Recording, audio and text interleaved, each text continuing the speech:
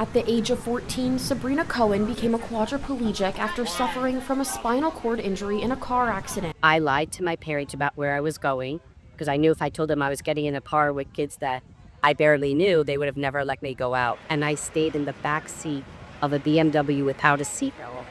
And the other car lost control, hit the car that I was in.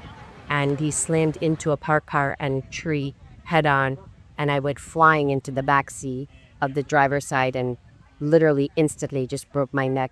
An accident that left her unable to easily do the things she's always done. Everything she touched, she was excelled in swimming competitions, everything. And everything was cut short, everything. More than 5 million people in the United States live with paralysis, and out of them, 6% have spinal cord injuries like Sabrina Cohen. After living with her diagnosis, Cohen was determined to help those like her live a fulfilling life. In 2006, she created the Sabrina Cohen Foundation, a nonprofit that provides adaptive recreational programs for people living with physical disabilities. A major part of the foundation is their monthly adaptive beach days, where individuals with paralysis can spend a day at the beach and even get in the water. When was the last time I was able to get in the water like I do with going to these adaptive beach days? Never. It just does not happen. It's an experience that some individuals, like Bill Silvers, travel far to be a part of. He traveled all the way from Colorado to participate in one of Cohen's beach days. I've thoroughly enjoyed this, breaking this barrier and being able to be with other spinal cord injury patients who are out there and fully appreciating life, getting engaged and living. Dr. David McMillan is a research professor for neurological surgery and the director of education and outreach for the Miami Project to Cure Paralysis.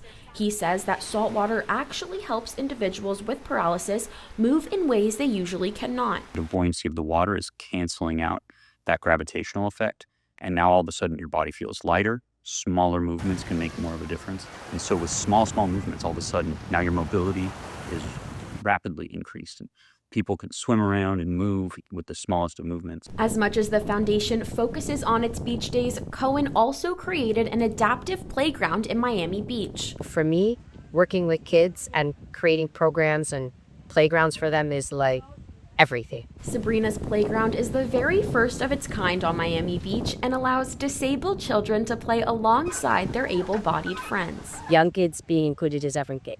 I just remember being outnumbered in a school with 3,000 kids and being the only kid with a disability. Cohen and countless others call for an end to the stigma that disabled individuals cannot live a fulfilling life. My entire life in a wheelchair, I've heard people say, if that happened to me, I would kill myself.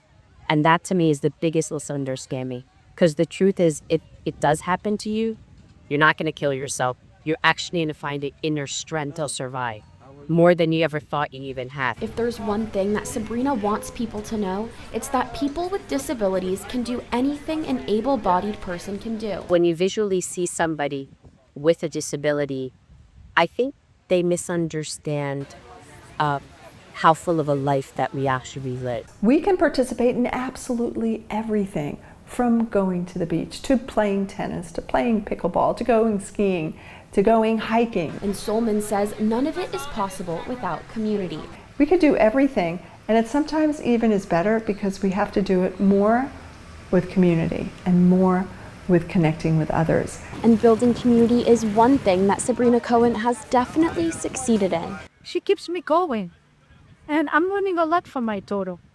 I'm learning courage, resilience, patience. And she's going to continue on doing good. Kayla Butter, UMTV.